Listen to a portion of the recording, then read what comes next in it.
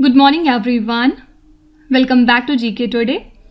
आई hope आप सब बिल्कुल ठीक होंगे और आज हम डिस्कस करने वाले हैं 14th और 15th ऑफ मई के सबसे मोस्ट इम्पॉर्टेंट करंट अफेयर्स। तो चलिए अपना सेशन हम स्टार्ट करते हैं। आज थोड़ा सा जो पुराने करंट अफेयर्स हैं उनको फिर से कनेक्ट करते हुए आगे चलेंगे। क्वेश्चन नंबर 1 है, Akashvani will be the permanent name of which institution. Akashvani किस इंस्टीट्यूशन का परमानेंट नेम हो चुका है, आपको ये बताना है।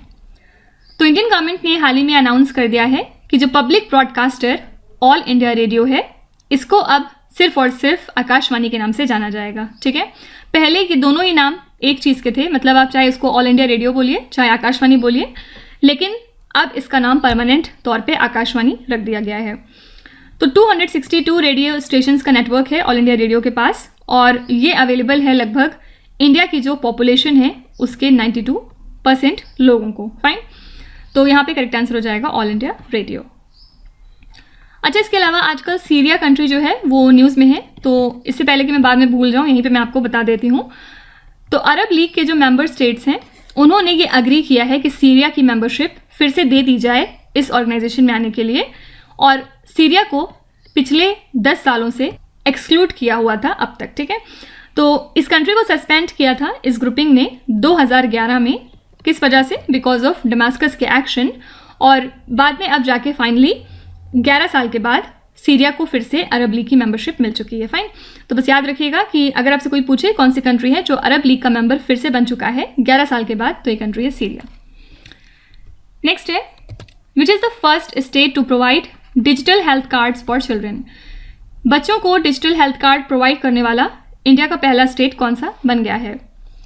तो स्कूल हेल्थ प्रोग्राम लॉन्च किया था अर्बन डेवलपमेंट डिपार्टमेंट और लखनऊ स्मार्ट सिटी ने, और ये जो इनिशिएटिव है इसी के साथ उत्तर प्रदेश को पहला स्टेट बनाता है ये पूरी कंट्री का, जो कि बच्चों को डिजिटल हेल्थ कार्ड प्रोवाइड कर रहे हैं। ठीक है, तो उत्तर प्रदेश इंडिया का पहला स्टेट हो चुका है जो कि डिजिटल हेल्थ कार्ड्स दे रहा है वहाँ के बच्चों को।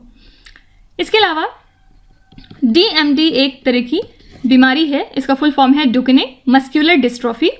ये एक जेनेटिक डिसऑर्डर है बेसिकली, जिसमें आपके जो मसल्स हैं वो काफ़ी ज़्यादा वीक हो जाते हैं और जनरली ये बॉयज़ में पाया गया है। ठीक है, तो हाल ही में उड़ीसा गवर्नमेंट ने ये डिसाइड किया है कि वो 1 टाइम फाइनेंशियल हेल्प प्रोवाइड करेंगे सभी डिस्चार्ज्ड पेशेंट्स को जो कि पीड़ित हैं फ्रॉम DMD। ठीक है, और कितने की ग्रांट दे रही है? 10 लाख रुपए की। तो ऐसे सभी पेशेंट जो DMD से पीड़ित हैं तो उनको डिस्चार्ज होने के बाद 10 लाख रुपए उड़ीसा की गवर्नमेंट प्रोवाइड करेगी। तो अगर आपसे कोई पूछे कि कौन से स्टेट है जिसने 10 लाख रुपए तक की फाइनेंशियल हेल्प करने का वादा किया है ऐसे पेशेंट्स को जो DMD से पीड़ित हैं, तो ऐसे ये स्टेट कौन सा है? आंसर हो जाएगा उड़ीसा। नेक्स्ट है, Galapagos island is the UNESCO world nature heritage site situated in which country. ये आइलैंड कहाँ पे है आपको ये बताना है। तो ये लाई करता है इक्वाडोर कंट्री में, और ये यूनेस्को की वर्ल्ड नेचर हेरिटेज साइट भी है। तो क्रेडिट सुइस और जो इक्वाडोर की गवर्नमेंट है, इन्होंने फाइनली एक एग्रीमेंट किया है जिसमें इन्होंने डिसाइड किया है कि बहुत सारा पैसा खर्च किया जाएगा अगले 2 डिकेड्स के लिए, ताकि हम इस आइलैंड के इकोसिस्टम को प्रोटेक्ट कर सकें। इसी वजह से ये आइलैंड न्यूज़ में था। ठीक है, तो बस याद रखिएगा ये यूनेस्को की वर्ल्ड नेचर हेरिटेज साइट में आता है। हो सकता है स्टेटमेंट के तौर पे आपसे पूछ लें कि क्या ये है या फिर नहीं, और दूसरा कौन सी कंट्री में लाई करता है? इक्वाडोर में लाई करता है। ठीक है, अच्छा, कुछ GI टैग प्रोडक्ट्स एक बार यहाँ पे क्विकली रिवाइज कर लेते हैं, क्योंकि पिछले कुछ दिनों में बहुत सारे प्रोडक्ट्स को GI टैग मिल चुका है। इसमें फर्स्ट नाम आता है मॉरल मशरूम का। ठीक है, और ये प्रोडक्ट है जम्मू एंड कश्मीर का, इसको हाल ही में GI टैग दिया गया है। सेकेंड प्रोडक्ट है मना मदुरई पॉटरी। ठीक है, और ये किस स्टेट का प्रोडक्ट है? तो आंसर हो जाएगा तमिलनाडु। तमिलनाडु से ही एक और प्रोडक्ट है जिसको हाल फिलहाल GI टैग दिया गया है। ये बेसिकली एक अंगूर की वैरायटी है जिसका नाम है कम्बम ग्रेप्स। ठीक है, इसको भी GI टैग दिया गया है। फिर इसके बाद नेक्स्ट है लद्दाख की वुड कार्विंग्स, इनको भी GI टैग हाल ही में दिया गया है। और नेक्स्ट है बसोली पेंटिंग। ठीक है, बसोली पेंटिंग बिलोंग करता है जम्मू एंड कश्मीर को, और इसको भी GI टैग मिल चुका है। वुड कार्विंग का क्या बताया? लद्दाख। तो ये इतने कुछ इंपॉर्टेंट प्रोडक्ट्स हैं जिनको GI टैग हाल फिलहाल दिया गया, तो इनके नाम आप ज़रूर याद रखिएगा। साथ ही किस स्टेट या फिर यूनियन टेरिटरी को बिलोंग करते हैं ये भी आपसे एग्जाम में पूछा जा सकता है। नेक्स्ट है, which city introduced the 1 minute traffic light plan. कौन सी सिटी है जिसने प्लान इंट्रोड्यूस किया है? तो ये प्लान इंट्रोड्यूस किया है शिमला ने, ताकि वहाँ पे जो ट्रैफिक की प्रॉब्लम्स है उनको आसान किया जा सके टूरिस्ट के सीज़न में, ठीक है। और ऐसा माना गया कि जो टाइम लगता है किसी भी व्हीकल ड्राइवर को शिमला को क्रॉस करने में ड्यूरिंग पीक आवर्स, वो प्रेजेंट में 60 to 90 मिनट्स है, लेकिन अब इस प्लान को इम्प्लीमेंट करने के बाद ये टाइम हो जाएगा 15 to 25 मिनट्स, ठीक है। तो बस याद रखिएगा कि 1 मिनट ट्रैफिक लाइट प्लान किसका है, तो आंसर हो जाएगा शिमला सिटी का। ठीक है, इसके अलावा आपको बताना है कि मोस्ट इनोवेटिव स्टेट कौन सा है as per the national manufacturing innovation survey 2021-22। तो मोस्ट इनोवेटिव स्टेट इनके हिसाब से है कर्नाटका, ठीक है। और कर्नाटका को सेकंड पोजीशन पे फर्दर फॉलो किया है तेलंगाना स्टेट ने। इसके अलावा केरला से एक प्लेयर हैं जो आजकल काफ़ी ज़्यादा न्यूज़ में थे। ये कौन है? अब्दुल्ला अबू बकर। इन्होंने हाल ही में गोल्ड मेडल जीता है। कहाँ पे? In the Mikio Oda memorial athletics meet, जो कि हुई है हिरोशिमा जापान में। इसी वजह से काफ़ी ज़्यादा न्यूज़ में थे। तो अगर आपसे पूछें कि अब्दुल्ला अबू बकर जिन्होंने गोल्ड मेडल जीता है इस पर्टिकुलर इवेंट में, तो ये कौन से स्टेट को बिलोंग करते हैं, तो आंसर हो जाएगा केरला। नेक्स्ट है Ariel, Umbriel, Titania and Oberon are the 4 moons of which planet. ये चारों के चारों मून्स किस प्लैनेट को बिलोंग करते हैं, आपको ये बताना है। तो नासा के साइंटिस्ट ने हाल ही में एक स्टडी की है जिसमें इन्होंने ये बताया कि यूरेनस प्लैनेट पे जो ये चारों मून्स पाए जाते हैं, ऑल्दो इनके सरफेस पे पूरी की पूरी आइस बिछी हुई है, लेकिन फिर भी पॉसिबिलिटी है कि इनके अंदर डीप ओशन मौजूद होंगे, ठीक है।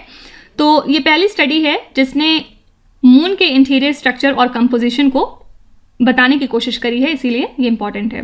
तो याद रखिएगा ये चारों के चारों मून्स कौन से प्लैनेट के हैं, आंसर हो जाएगा यूरेनस। अब नासा की बात यहाँ पे हो रही है, तो चलिए कुछ पॉइंट देखते हैं जिसकी वजह से नासा आजकल न्यूज़ में है। फर्स्ट है मिरी। मिरी का फुल फॉर्म क्या होता है? Mid infrared instrument. और ये इंस्ट्रूमेंट कहाँ पे लगा हुआ है? नासा के जेम्स वेब स्पेस टेलीस्कोप में, ठीक है। हाल ही में एक ग्लिंच आ गया था इसमें जिसकी वजह से फंक्शन नहीं कर रहा था, तो इसी वजह से मिरी न्यूज़ में था, याद रखिएगा ये नासा का है।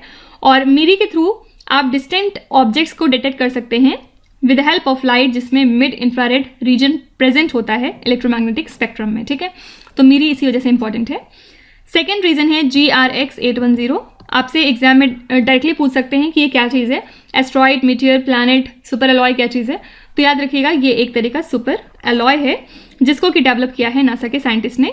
इसकी खासियत क्या है? ये high strength, high temperature resistant और इस तरह के फीचर्स रखता है।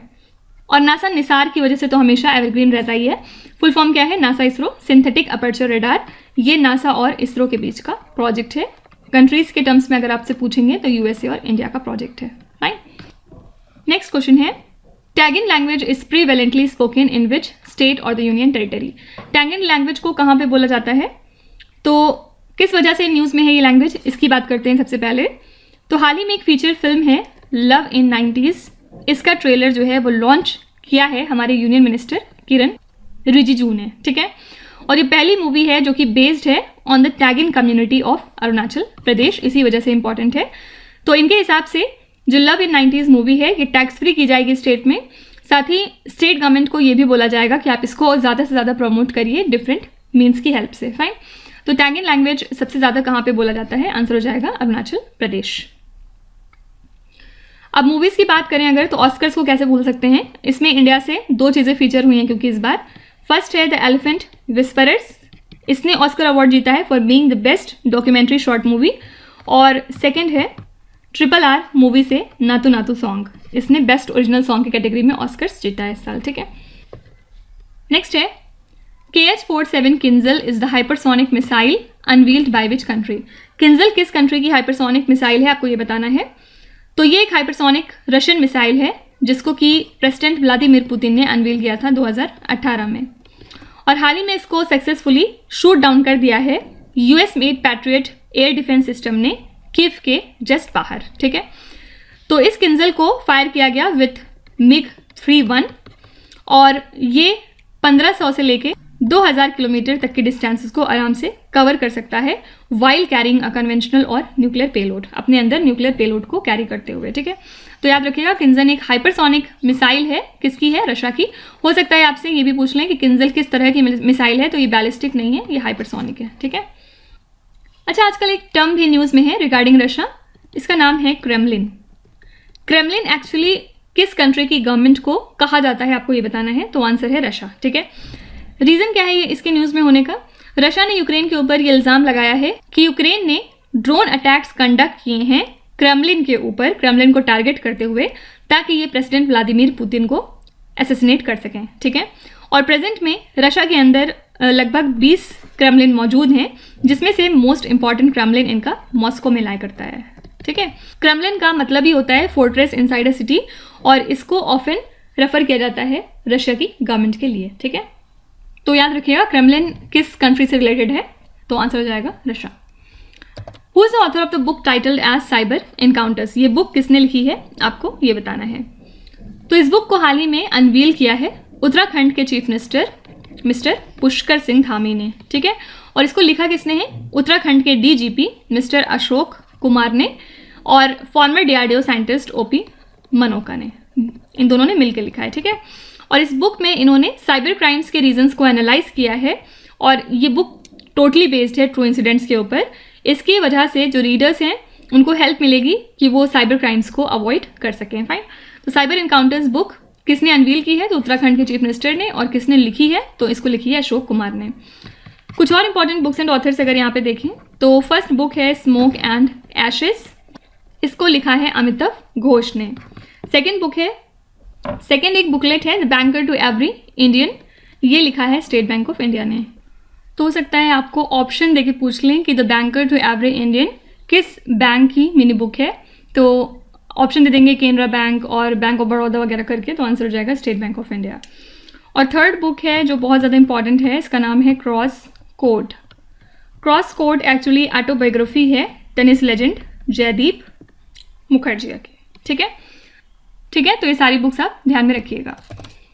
नेक्स्ट है which sailing vessel is undergoing trans oceanic intercontinental expedition? इसमें से कौन सी सेलिंग वेसल है जो फिलहाल ट्रांस ओशनिक इंटरकॉन्टिनेंटल एक्सपेडिशन को एक्सपीरियंस कर रही है? तो 6 महीने का ट्रांस ओशनिक इंटरकॉन्टिनेंटल एक्सपेडिशन अब तक इसका हो चुका है, और ये है Indian naval selling vessel Tarini. ठीक है, फाइनली ये अपने रिटर्न पैसेज पे है और 17,000 नॉटिकल माइल्स ये कवर कर लेगी जब गोवा ये पहुंच जाएगी तब। ठीक है, और इस एक्सपेडिशन को स्टार्ट किया गया था नवंबर मंथ में लास्ट ईयर 2022 में। कहाँ से? तो गोवा से। फाइन, तो ये है Indian navy selling vessel Tarini. देखिए, इसके अलावा कल हमने एक शिप के बारे में पढ़ा था, इसका नाम है इंडियन नेवी शिप मगर। हाल ही में इसको डीकमीशन कर दिया है इंडियन नेवी ने after getting 36 years of service. ठीक है, तो अगर आपसे पूछें कि कौन सी शिप है जो हाल ही में डीकमीशन हुई है, तो इसका नाम है आईएनएस मगर। नेक्स्ट है आईएनएस सुजाता। आईएनएस सुजाता किस वजह से न्यूज़ में थी? क्योंकि हाल ही में इस शिप ने विजिट किया है मोजाम्बिक कंट्री को। फाइन, फिर इसके अलावा एक और शिप है जिसका नाम है आईएनएस द्रोणाचार्य। और आईएनएस द्रोणाचार्य क्यों इंपॉर्टेंट है? क्योंकि इसने 2023 का प्रेसिडेंट्स कलर अवार्ड जीता है। फाइन, और इस सब के अलावा जो प्रोजेक्ट 15B क्लास है इंडियन नेवी का, उसमें थर्ड इंडिजिनस स्टेल्थ डिस्ट्रॉयर कौन सी है, इसका नाम क्या है? तो इसका नाम है आईएनएस इम्फाल, और ये भी आजकल न्यूज़ में थी। अच्छा, आपको कमेंट्स में बताना है कि जो ये प्रोजेक्ट 15B क्लास है इसमें टोटल कितनी शिप्स डिज़ाइन होने वाली थी और उनके नाम क्या क्या हैं। ये मैंने आपको बताया था जब ये क्वेश्चन हमने पीछे अभी किया था पिछले हफ्ते, तो सब लोग अपने जवाब कमेंट्स में लिखेंगे। नेक्स्ट है which chief minister conferred with the Bharat Ratna doctor Ambedkar award of Buddhanjali research foundation? तो कौन से स्टेट के चीफ मिनिस्टर हैं जिनको भारत रत्न डॉक्टर अंबेडकर अवार्ड दिया गया है? तो former Indian president Ramnath Kovind ने कन्फर किया है इस अवार्ड को उत्तर प्रदेश के चीफ मिनिस्टर योगी आदित्यनाथ के लिए, और इस अवार्ड के थ्रू रिकॉग्नाइज किया गया इनके रोल को in making Uttar Pradesh a fear free state. ठीक है, कौन इसको कन्फर करता है? तो बुद्धांजलि रिसर्च फाउंडेशन। कुछ और अवार्ड्स एंड ऑनर्स अगर यहाँ देखें तो फेमिना मिस इंडिया 2023 कौन बन गई हैं? ये हैं नंदिनी गुप्ता। और अगर आपसे पूछें कि नंदिनी गुप्ता कौन से स्टेट को बिलोंग करती हैं, तो ये राजस्थान से हैं। इसके अलावा एक और अवार्ड है जिसका नाम है प्रिंसेस ऑफ एस्टूरियास अवार्ड। इसको कौन सी कंट्री कन्फर करती है? तो इसको स्पेन कंट्री देती है, और इस साल ये दिया गया है एक अमेरिकन एक्ट्रेस को जिनका नाम है मेरिल स्ट्रीप। ठीक है, नेक्स्ट क्वेश्चन है Khumjung Khunde waste water management project is being constructed in which country with the aid from India? ये जो प्रोजेक्ट है इसको किस कंट्री में डेवलप किया जा रहा है इंडिया की हेल्प से? तो हाल ही में इसकी नींव रख दी गई है in Solukhumbu district in the country Nepal, ठीक है। और किसने नींव रखी है? इंडिया के एम्बेसडर मिस्टर नवीन श्रीवास्तव ने। इस प्रोजेक्ट को डेवलप किया जा रहा है with the help from India under India Nepal development corporation, ठीक है। तो याद रखिएगा ये प्रोजेक्ट कहाँ पे स्टैब्लिश हुआ है? तो नेपाल में। और कल हमने इसी तरह दाउकी लैंड पोर्ट की बात की थी। ये लैंड पोर्ट है बिटवीन इंडिया और बांग्लादेश, और दाउकी जगह कहाँ पे है? ये मेघालय में एक जगह है, ठीक है। इसके अलावा एक इंडिया श्रीलंका फ्रेंडशिप ऑडिटोरियम भी सेटअप हुआ है हाल ही में श्रीलंका में, श्रीलंका के ट्रिंकोमाली में। फाइन। लास्ट क्वेश्चन है, centre for innovation incubation research and entrepreneurship has been inaugurated in which state और द यूनियन टेरिटरी। ये सेंटर कौन से स्टेट या फिर यूनियन टेरिटरी में इनॉग्रेट हुआ है, आपको ये बताना है। तो इस सेंटर को हाल ही में इनॉग्रेट किया गया है तेलंगाना स्टेट में। और इस सेंटर का मेन ऑब्जेक्टिव क्या है? जो भी latest engineering, technological and entrepreneurship challenges हैं उनको फेस करना इन द 21st सेंचुरी, साथ ही जो भी एडवांस्ड टेक्नोलॉजीज हैं उनको अडॉप्ट करना, ठीक है। तो याद रखिएगा ये सेंटर कहाँ पे इनॉग्रेट हुआ है? आंसर हो जाएगा तेलंगाना। तो ये हो गए हमारे आज के सभी इंपॉर्टेंट करंट अफेयर्स। और अब हम चलते हैं रिवीजन सेशन की तरफ, जिसमें हम फिलहाल अप्रैल मंथ के करंट अफेयर्स को रिवाइज कर रहे हैं। और आज ये 4th पार्ट रहेगा इस सीरीज में, जिसमें हम क्वेश्चन नंबर 46 से लेकर क्वेश्चन नंबर 60 तक डिस्कस करेंगे। फर्स्ट क्वेश्चन है, which type of paint uses the nano scale structural arrangement of aluminium and it is the lightest paint in the whole world. तो इस पेंट का नाम क्या है? इसको हम कहते हैं प्लाज्मोनिक पेंट। और इसमें एल्युमिनियम और एल्युमिनियम ऑक्साइड का यूज़ करते हुए इसको बनाया गया है। और इसकी सबसे इंपॉर्टेंट बात क्या है कि ये इन्वायरमेंट फ्रेंडली पेंट है। Lean diabetes condition is spreading among the tribal people of which state और the union territory. Lean diabetes actually एक तरह की मेडिकल कंडीशन है जिसमें डुअल स्ट्रेस होता है स्टारवेशन का, साथ ही कार्बोहाइड्रेट मेटाबॉलिज्म ओवरलोड हो जाता है बॉडी में। और हाल ही में इसके केसेस सबसे ज़्यादा फैलते हुए दिखे हैं ट्राइबल पीपल में in the state of Chhattisgarh. हैप्रोसेस्टम टोगन संगमाई a new species discovered belongs to which species. ये नई स्पेशीज है स्पाइडर की और हाल ही में इसको डिस्कवर किया गया है मेघालय स्टेट में। विच स्टेट और the union territory has launch the family doctor programme. ये लॉन्च किया है आंध्र प्रदेश की स्टेट ने, और इसकी हेल्प से एक comprehensive preventive health care service develop किया जाएगा। Which state has table the सुख आश्रय care protection and self reliance of children bill. ये बिल है हिमाचल प्रदेश स्टेट गवर्नमेंट का, और इसका एम है जो भी ऑर्फन, सेमी ऑर्फन और स्पेशली एबल्ड बच्चे हैं स्टेट के अंदर, उनके प्रोटेक्शन, डेवलपमेंट और सेल्फ रिलायंस को इंश्योर किया जाए। नेक्स्ट है, which state topped the India justice report 2022 among the large and the mid sized states. सबसे पहले मिड साइज्ड स्टेट हम किसको कहते हैं? ऐसे स्टेट जिनकी पॉपुलेशन मोर देन 10 मिलियन है, ठीक है। और इस रिपोर्ट में कर्नाटका फर्स्ट पोजीशन पे था, सेकंड पे था तमिलनाडु और थर्ड पे था तेलंगाना। ये जो रिपोर्ट है ये जस्टिस सिस्टम के जो 4 पिलर्स हैं उनकी कैपेसिटी को मेजर करती है। कौन कौन से pillars? Police, prison system, judiciary कैसा है और लीगल हेल्प कितनी है, ठीक है। तो यहाँ पे आंसर हो जाएगा Karnataka state. Union information and broadcasting ministry signed an agreement with which company to boost India's creative economy. इसके लिए इंफॉर्मेशन एंड ब्रॉडकास्टिंग मिनिस्ट्री ने ये साइन किया है एग्रीमेंट अमेजॉन इंडिया के साथ, ठीक है। What is the repo rate as of April 2023 after the MPC meeting? अप्रैल 2023 तक अगर हम बात करें तो रेपो रेट है 6.5%. Which institution released the stacking up the benefit lesson from India's digital journey report? ये जो रिपोर्ट है ये जारी करी थी इंटरनेशनल मॉनेटरी फंड ने। गाया mission which was seen in the news recently is associated with which space agency. ये मिशन रिलेटेड है यूरोपियन स्पेस एजेंसी से, और इसके थ्रू जो मिल्की वे का फॉर्मेशन है उसको समझा जाता है और प्रेजेंट टाइम में उसका नेचर कैसा है ये स्टडी की जाती है, ठीक है। What is raccoon stealer which was seen in the news recently? raccoon stealer एक तरह का इंफॉर्मेशन स्टीलिंग मालवेयर है जो कि यूजुअली डिलीवर किया जाता है with the help of email, ठीक है। और किस वजह से न्यूज़ में था? क्योंकि हाल ही में इस स्टीलर को यूज़ किया गया था to target 8 central government entities of India. Places of worship act protects the character of the places of worship as it stood on which date. इसका आंसर बता दे रही हूँ लेकिन ये क्वेश्चन उतना रेलिवेंट नहीं है। 15 अगस्त 1947, ये छोड़ दीजिए। Which institution release the government trends report? इस रिपोर्ट को जारी किया है Deloitte centre for government insights ने। Which country launch the overseas security assistance programme? ये जो प्रोग्राम है ये लॉन्च किया है जापान कंट्री ने, और इसके थ्रू जो भी फॉरेन नेशंस हैं उनको जापान हेल्प प्रोवाइड करेगा, फाइनेंशियल हेल्प, ताकि वो अपनी डिफेंस को और ज़्यादा मजबूत कर सकें। और फॉरेन मिनिस्ट्री के हिसाब से ये हेल्प सिर्फ और सिर्फ पुअर नेशंस को दी जाएगी, क्योंकि ये एज अ ग्रांट दी जा रही है and not as a loan, ठीक है। Order of white eagle is the highest distinction of which country? तो ये हाईएस्ट डिस्टिंक्शन है पोलैंड कंट्री का, और इस साल ये किसको दिया गया है? तो यूक्रेन के प्रेसिडेंट व्लादिमीर जेलेंस्की को, इनकी स्टेट फास्टनेस के लिए जो ये ह्यूमन राइट्स को डिफेंड करने के लिए करते हैं, ठीक है। तो इसी के साथ ये हो गए हमारे नेक्स्ट 15 क्वेश्चंस अप्रैल मंथ के, और कल हम यहीं से कंटिन्यू करते हुए आगे चलेंगे, क्वेश्चन नंबर 61 से लेके क्वेश्चन नंबर 75 तक डिस्कस करेंगे। तो चलिए आपके क्विज की तरफ चलते हैं। ये 5 क्वेश्चंस हैं जिनको आपको ध्यान से पढ़ना है और इसका जवाब आपको कमेंट्स में लिखना है। तो यहाँ पे वीडियो को पॉज करिए, एक एक करके ध्यान से क्वेश्चन को पढ़िए। जो भी आपको आते हैं वेल एंड गुड, और जो नहीं आते कोई भी बात नहीं, विथ टाइम डेफिनेटली आपका स्कोर इंप्रूव करेगा, बस आपको कंसिस्टेंट और परसिस्टेंट रहने की ज़रूरत है। So that's it for today. I hope you have like the session. आज का सेशन आपको कैसा लगा ज़रूर बताइएगा कमेंट्स में।